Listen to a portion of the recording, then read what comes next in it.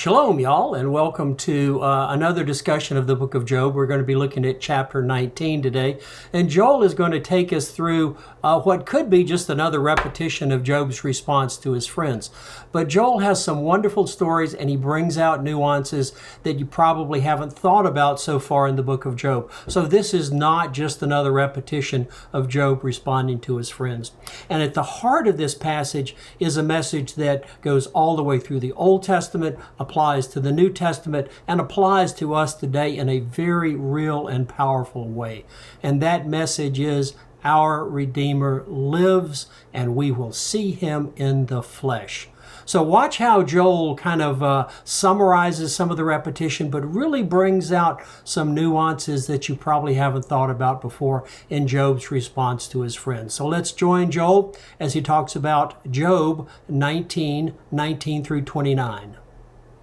It was a few years ago. The guy's name, I think I got to stand in front of this. The guy's name was John Bradford. He was from Dublin, and he was a university student there at the University of Dublin.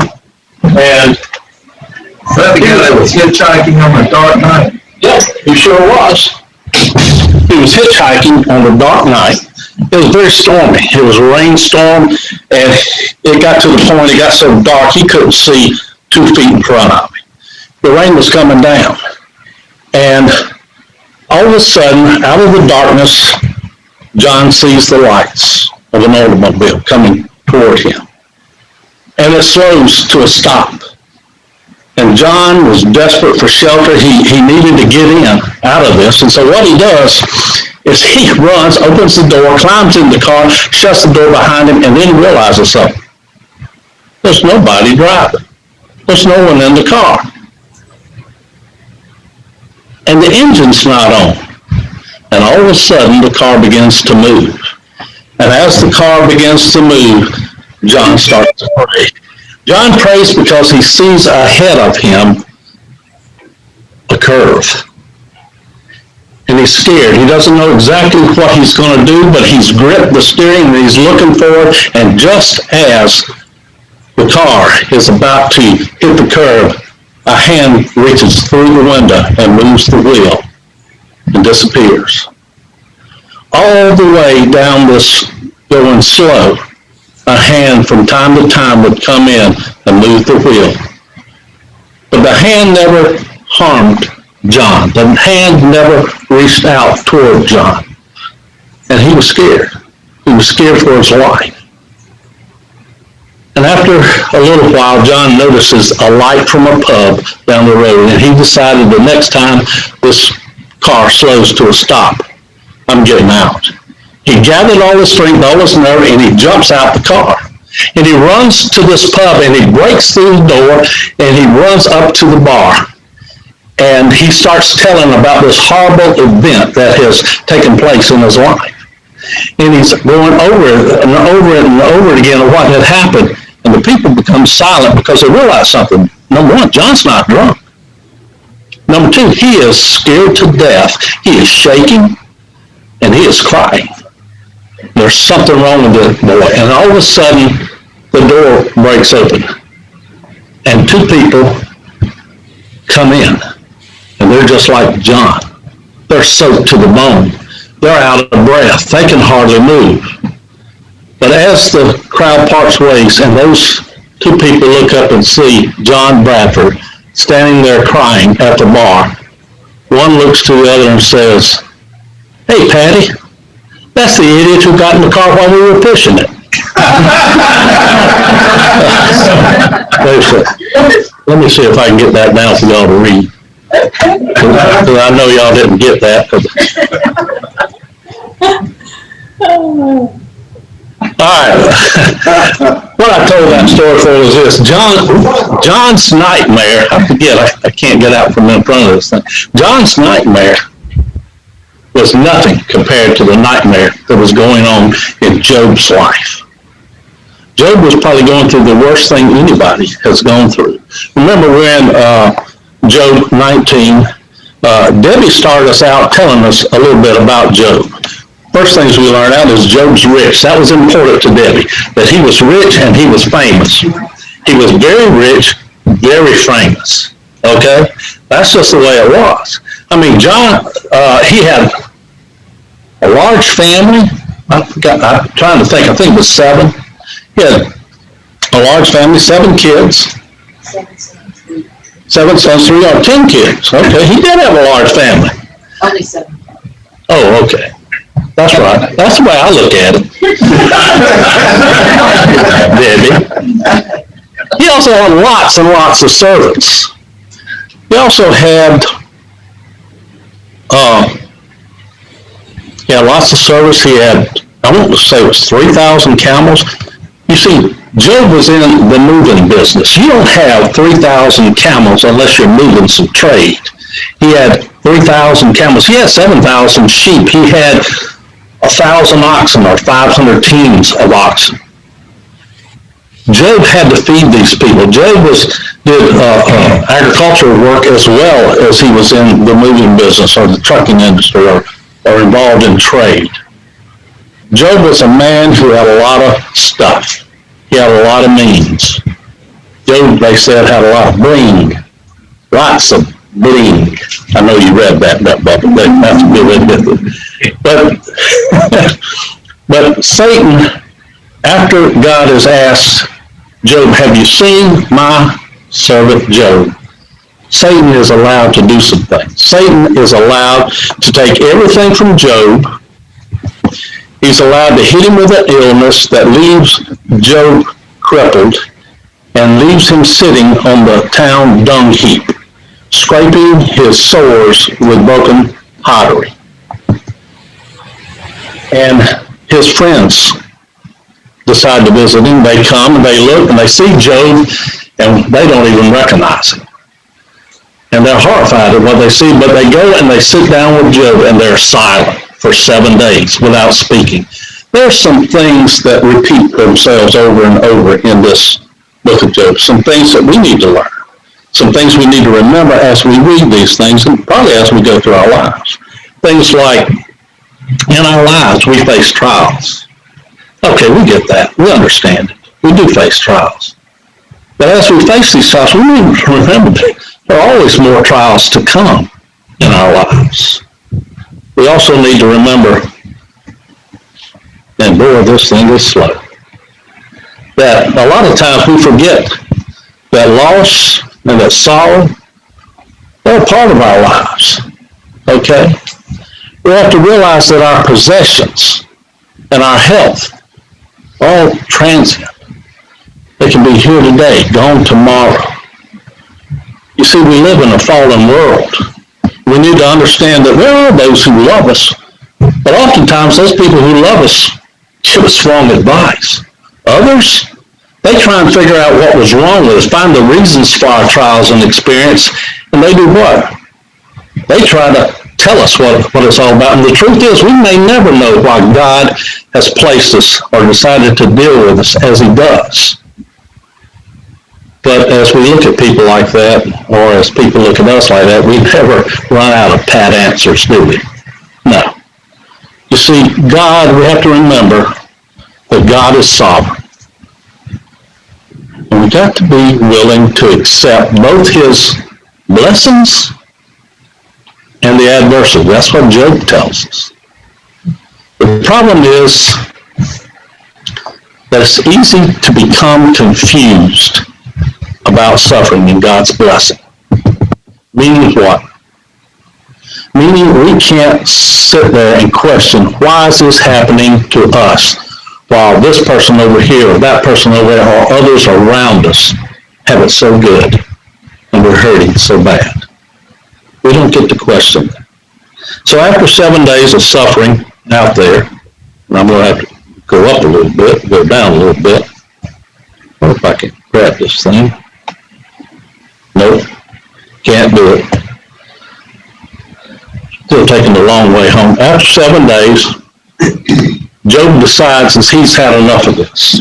And Job says what? I wish I had never been born.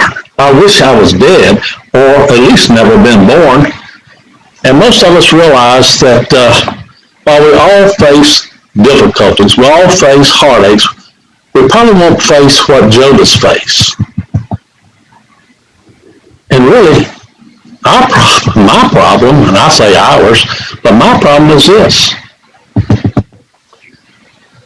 I find it hard to remain faithful in the little things in life. You see, frequently in my practice of the Christian faith, it's the little things that cause me the most difficulty. It's the little things like, well, I missed a spot here because I rolled out too far. Somehow, things like the great things in life doesn't affect us as much. I think it's the moments of crisis that we have in our lives when we're really down, when things are really tough, that we cling to God more and more. I think it's during times of great sorrow and death that we find our only source of spiritual strength in God and God alone. But it's the small things in life. They plague us. They succeed over and over again in causing me to stumble more than anything. Little irritations at home when I blow up.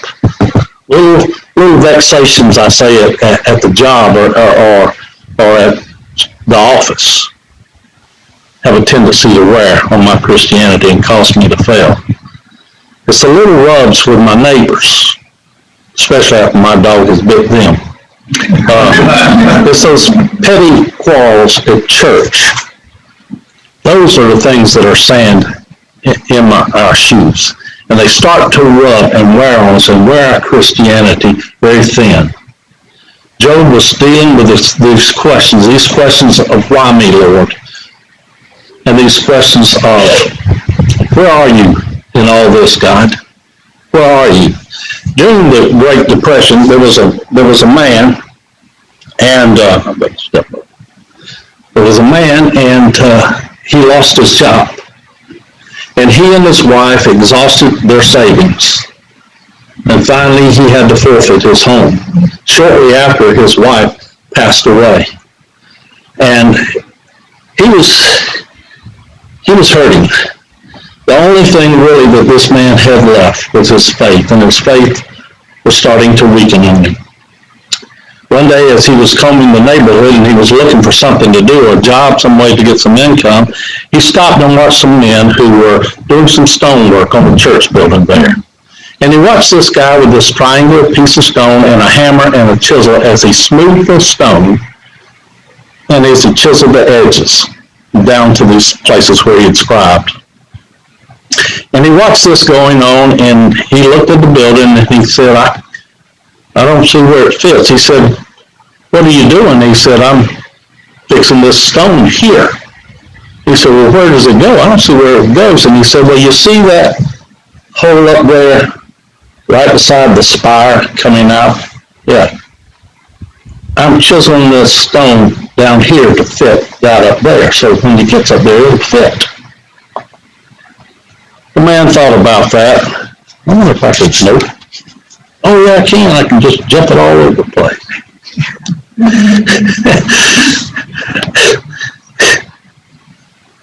So I'm shaping it down here so it'll fit up there. Some of you are going through some terrible times. You may be experiencing sorrow, heartache in your life. Maybe you're dealing with physical illnesses. I know. Some of you have stuff in your life going on that's too excruciating to talk about. And the thing we've got to realize is, yes, the blows of a hammer do hurt. But if you hold on to our faith, we begin to realize that these difficulties are just temporary in our lives. It's the harsh blows to the outward man that often brings the greatest strength to the inner man. And Bubba, you can write that down. It won't bother me. And again, we need to keep praying. We need to keep believing. Why? Why? Because the Master has to do some shaping on us down here in order for us to fit up there. That's what we got to understand. Now, well, I'm going to read it on here because the print's bigger. And I can see, yeah, I have that problem, Bruce. Okay. Job 15, 1 through 9. And what I'm going to do is I'm going to start right here in 15, and I'm just going to go a few verses in each chapter, kind of bring us up to where our lesson is, because I think these things work well with what our lesson is. Then Eliphaz the Temanite replied, would a wise man answer with empty notions or fill his belly with the hot east wind? Would he argue with useless words and speech that has no value? But you even undermine piety and hinder devotion to God. Your sin prompts your mouth. You adopt the tongue of the crafty. Your own mouth condemns you, not mine. Your own lips testify against you. Are you the first man ever born? Were you brought forth before the hills? Do you listen in on God's counsel? Do you limit wisdom to yourself? What do you know that we do not know? What insights do you have that we do not have? Okay, so in Job 15, you got to realize that they're starting their second round of speeches, okay? And they're with Job and his buddies, and Eliphaz says to Job what? He said, Job, boy, you still don't get it, do you? Okay? Here's the thing, the more you claim your innocence, the more guilty I think you are. You know, you're not doing anything with it. You need to come clean. You need to come clean with God, Job. You need to do that, and if you do, then God will take pity on you. God will have mercy on you, Job. Okay? Don't you get that? And then, Job, he can restore you. If you don't, just remember, Job, God does what? He judges the wicked. And then Job replies in chapter 16, verses 1 through 5. Then Job replied, I've heard many things like these. Miserable comforters are you all. That's an exclamation. He said that pretty bad. Will your long-winded speeches ever end? What ails you that keeps you on arguing? I could also speak like you if you were in my place. I could make fine speeches against you and shake my head at you, but my mouth would encourage you. Comfort from my lips would bring you relief. Job says to Eliphaz that he loves all this sympathy, all this comfort, all this mercy that they're giving him, all this encouragement that they brought to him. I mean, isn't that why you came to see me, Eliphaz? Just to give me some comfort? You ever thought about why people act the way they act? And why people say and do some of the things that they do? We all have ideas of what's bothering a person, but a lot of times we really don't know. I told this story before about the young boy named Scotty who worked for me. At this time, he was about 17 years old. Scotty was always just a kid who would let you get close to him, talk to you about anything, and then all of a sudden he'd fly off at you. He'd drive you away from him just as quickly as he let you in.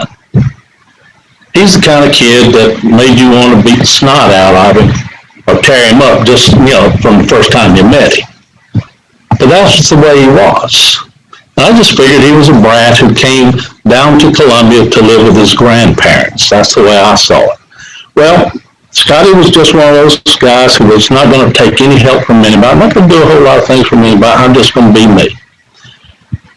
Well, it came one day that he didn't show up for work, and he didn't show up for work again. What had happened is his truck had broken down. Now, he's not going to call anybody and ask for help. He's not going to do anything and ask for help. He's just going to wait till he has enough money saved to fix his truck.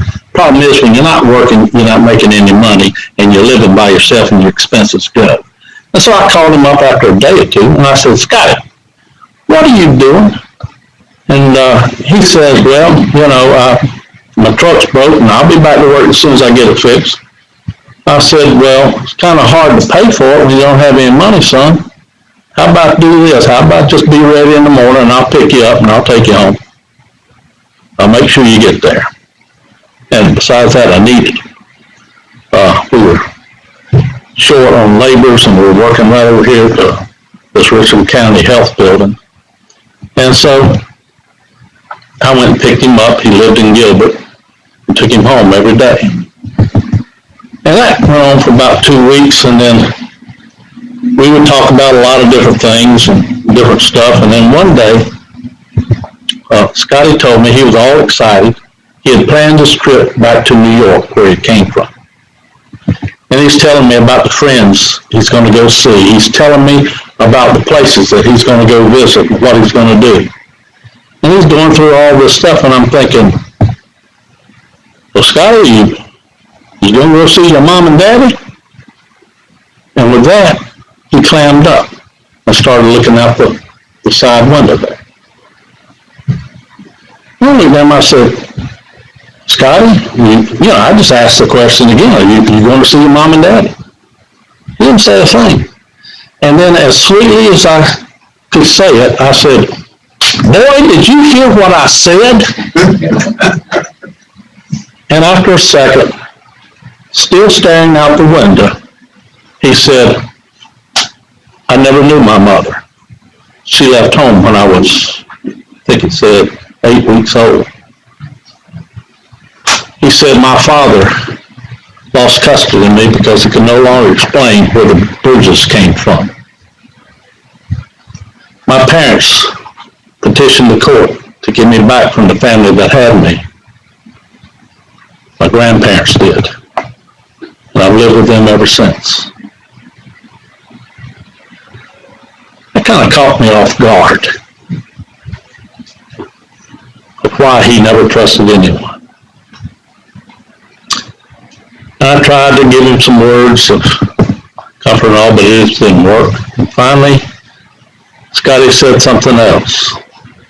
He said, every birthday, every Christmas, when the phone rang, I'd run to catch it. When the mail came, I'd go out to see if there was a card or something there from Mama, from me. Then he said, I never did get anything. I never did. Changed the whole way I looked at this young man. I viewed this boy from that moment on as someone who needed grace in their life. It's a reminder to me that often I don't know the pain and the sorrow and the heartache of situations that other people find themselves into. What's causing them to act the way they act? What's causing them to say the things that they're saying? All I know for me, sometimes it's better to just offer a kind word or two. Okay? Than to just ignore them or overlook them when these people are in desperate need of grace in their lives. And that's what I should do. That was something, you see, that Job was trying to remind Eliphaz of. That you need to think about what I've gone through. You need to think about where I stand in this. But he didn't. Job 16, 7 and 8, and then 17, 3 and 4, he says, surely, O God, you have worn me out. You have devastated my entire household. You have bound me, and it has become a witness. My gauntness rises up and testifies against me. Verse 3, give me, O God, the pledge you demand. Who else will put up security for me? You have closed their minds to understanding. Therefore, you will not let them triumph. You see what he's saying? Job cries out to God. God, I don't know why you're treating me this way. I don't know where you are. God, I reached out to you. I reached my breaking point. And all I want you to do is to answer me. I don't know. I don't even know if I want to come out of this. But all I get from you, God, is silence in my life. In his book, Night, the guy I used to call Eli Weasel, his name is Eddie Weasel, drove my brother crazy. So I did it. But he describes his life before the Germans came to their town. Everything in their world revolved around their spiritual life in this little Jewish community that he was raised up in. But they would have prayer times in the morning and the afternoons. And God, he said, seemed to be so real, so close to them at that point. But then the Germans came, and they rounded them up. Things got tense, and they placed them into ghettos where they could manage them, where they could control these Jews, till they decided what to do with them. Then the day came that there was the awful word that it's time to be transported. And he describes the terror and the treatment at the hands of the Germans. He describes the constant beatings and the crematoriums that were always there before them, standing in line after line. And one time he describes in his book feeling towards God as being the same as Job. That yes, God, you're there, but I'm going to tell you something, God, you've lost all sense of justice and fairness in life. And he's standing there naked. And he's thinking about all this. His family is separated from him. He'll never see his mother and his little sister again. And his father is wanting him to do something along with all the other fellows there, and that is to pray. Why? That's the question he asks. Why? Well, Ellie, it's because he doesn't want you to lose hope in the only thing at this point in your life that can give you hope. That was why he wanted him to pray. Two things Job is wanting in these chapters, and that is this. He wants someone to what? Show him mercy and grace. And number two, to give him some sign of hope in his life. Job said earlier in his book, though he slay me, yet I will what? I will hope in him. Chapter 18, 1 through 4. Then Bildad the Shuhite replied, when will you end these speeches? Be sensible, then we can talk. Why are we regarded as cattle and considered stupid in your sight? You who tear yourself into pieces in your anger, is the earth to be abandoned for your sake, or must the rocks be moved from their place? Remember, Job wanted what? He wanted someone to show him mercy and somebody to give him hope. And he's thinking, but Bildad, I tell you what, you're so full of mercy and hope, I just can't hardly stand it. And that's sarcasm, in case you didn't know, Steve. That's just for you. Verses. All right, let me read you some more verses because we're going to probably move on a little bit. Job 19, 1 through 6. Then Job replies, how long will you torment me and crush me with words? 10 times now you have reproached me. Shamelessly you attack me. If it is true that I have gone astray, my error remains my concern alone. If indeed you would exalt yourselves above me and use my humiliation against me, then know that God has wronged me and drawn his net around me. Job lets Bildad know something, that what he has said does not come easy, and it hurts him that he would sing that, and that they're all wrong. And if this is justice, then God has wronged him too. That's what's in Job's mind. One thing Job says toward the end of this chapter is this, I know my Redeemer lives. And when this is over, I'm going to do what? I will see him. And if you're going to be judged for all these wrong accusations, you're going to be judged too. Just remember that. Now, how do I know all this? Because this is what our lesson is. All that other was just fluff to kill a little bit of time. How do I do that? All right, let's turn there to 19. I'm going to read verses 19 through 27. He says, oh, that my intimate friends detest me. No, excuse me. All my innocent friends detest me. Those I love have turned against me. I am nothing but skin and bones, and I have escaped only by the skin of my teeth. Job is saying in these first verses, these are my closest friends, and even they are against me at this point in my life. and I have lost everything. I'm down to nothing, and I just barely gotten out of this situation alive, and I'm just holding on by the skin of my teeth. Have pity on me, he says. My friends, have pity, for the hand of God has struck me. And he's asking these guys to please have some compassion toward him. And then he asks these questions: why do you pursue me as God does? Will you never get enough of my flesh? Oh, that my words were recorded, that they were written on a scroll, that they were inscribed with an iron tool on lead or engraved in a rock forever. And then he says what his words are: I know that my Redeemer lives, and that in the end he will stand on the earth. And after my skin has been destroyed, yet in my flesh I will see God. I myself will see him with my own eyes, I and not another. How my heart yearns within me. In spite of everything that has happened, in spite of all the unhelpful friends that have came along and given him all this great and wonderful words of wisdom, Job still trusts in God. Job doesn't give up.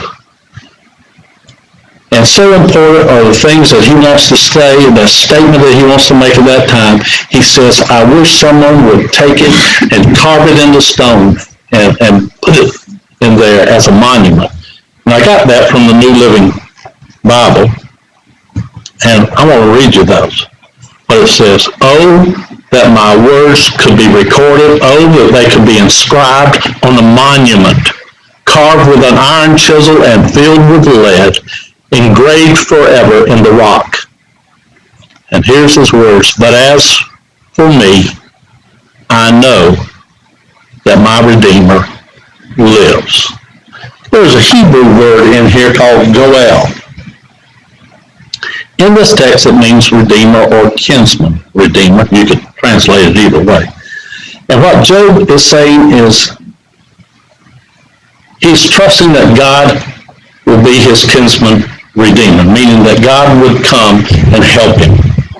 Now, what is the kinsman redeemer? I kind of looked that up, but I tell you, I'm not so sure I understand fully exactly what it is. I might have to get John to explain this.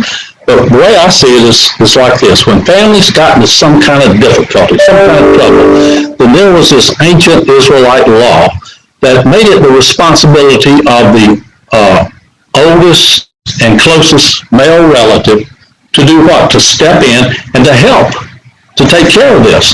This person was known as the kinsman redeemer. If a member of the family had been captured or taken captive or sold into slavery because of bad debts or something along that line, then it was the responsibility of this man, this kinsman redeemer, to do what? To pay off the debts, secure the release of his relatives, to wage war if you have to. If a family member lost his farm because of bad debts, then the kinsman redeemer would buy back the property, thus securing the family's title to that land. That was his job. The kinsman redeemer would also protect and he would avenge any violence that was made toward the family. He would protect the family against false claims in court. That's what he did. He would see to it that the family's name would continue, meaning what? Meaning that if a husband died and the kinsman redeemer was there, then he would act on behalf of his dead brother and take those children into his home. He would raise them, that whole family, as his own family. Now, if the dead brother's widow didn't have any children, then the two of them would ensure that they did have offspring, that there were children, that there were descendants there. You might say that the kinsman redeemer was God's Old Testament way of providing Social Security, if you want to put it that way, but it's more than that. See, if you had a kinsman redeemer, you not only had financial security, land, shelter, safety, you had the assurance of descendants after. We see this played out in the story of Naomi and Ruth, don't we? I mean, these two lost their husbands. Their future was insecure. They had to scrounge around. They head back. They scrounge around for food or whatever they could find. But Boaz, even though he was not the true kinsman redeemer, steps in and acts as the kinsman redeemer on behalf of the family. And he goes in and he's the one who decides he's going to take care of them. He's the one who decides he's going to marry Ruth and take them into there. He's the one who ensures that she will have a child, and that child will care for her in her old age. That's what he does. And so Job saw himself as one who was in need of a kinsman redeemer. Why? Because he's been weighed down with the suffering and the grief and the overwhelming pursuit of God's punishing power and anger against him, he thinks. But he believes in his heart that he doesn't deserve any of this. This is not my doings. And so because of that, the one thing he doesn't do, he doesn't give up hope on God as being his kinsman redeemer. He doesn't give up hope in trusting God for what his promises are. See, God, he thinks, is going to be his kinsman redeemer. God is the one who's going to come and rescue him in his time of need. Just as God was the kinsman redeemer for Israel when they were enslaved in Egypt, and he brought them out and brought them to the promised land. God was the kinsman redeemer for Israel when they were in Babylon, and they brought them out and brought them back to the land. Just as that Job believed and trusted God, that God would be his redeemer, his kinsman redeemer, and now that he was in his time of greatest need, because he was at the last end. He was hanging on by the skin of his teeth. In spite of everything that had happened to Job, he thought that somehow God's going to save me. Through this difficult time, God's going to redeem me. He will rescue me from all this grief and all this suffering. Look, at this point in Job's life, Job was poor, he was homeless, he was childless, but the one thing he was, too, was he was confident that his kinsman redeemer lives, and he would come to his rescue. I've read the story, so I'm going to tell it as best I can. He says, I'm not a connoisseur of great art, but from time to time, a painting or picture will really speak clearly, strong message to me. Some time ago, I saw a picture of an old burnt-out mountain shack. And all that remained was the chimney, the charred debris of what had been the family's sole possession. And in front of this destroyed home, stood a grandfatherly-looking old man, dressed only in his underclothes, with a small boy clutching a pair of patched overalls. It was evident that this child was crying, and beneath the picture were the words that the artist felt the old man was speaking to the boy. They were simple words, yet they presented a profound theology and philosophy for life. Those words were, "Hush, child, God ain't dead. Hush, child, God ain't dead." Sometimes we need reminding. The vivid picture of that burnt-out mountain shack, which you can look this up online, the vivid picture of that mountain shack, that old man and that weeping child, and those words, "God ain't dead yet," became a reminder to me. Instead of being a reminder of devastation, for me, that became a reminder of hope. That we do have hope, that God ain't dead. You see, I need those reminders in my world, where I live. Because in the midst of life's troubles, and boy, I have my share, in the midst of life's failures, and boy, I have my shares. I'm the one who needs that mental picture to remind me, so that no matter what I'm going through. And it was the same thing for Job. Job needed that reminder that no matter what he was going through, that reminder that his Redeemer lives. And we need it. As our culture today crumbles around us, there's evil and there's stuff going on. We need that reminder that our Redeemer lives. That no matter how bad things are, all is not lost because God lives. And God is in control of his world. Understand that. Heavenly Father, we just thank you for This book we can read and we can understand the little things about the sufferings that we face in life. Sometimes they're just there. They're small trials that we need to get through. Some of them can be devastating. But we need to remember that no matter how bad our physical illnesses are, that no matter how bad our financial condition might be, no matter how bad the culture is around us, that you are on your throne, that you are not dead, that you're alive, and that our Redeemer lives. In Jesus' name, amen.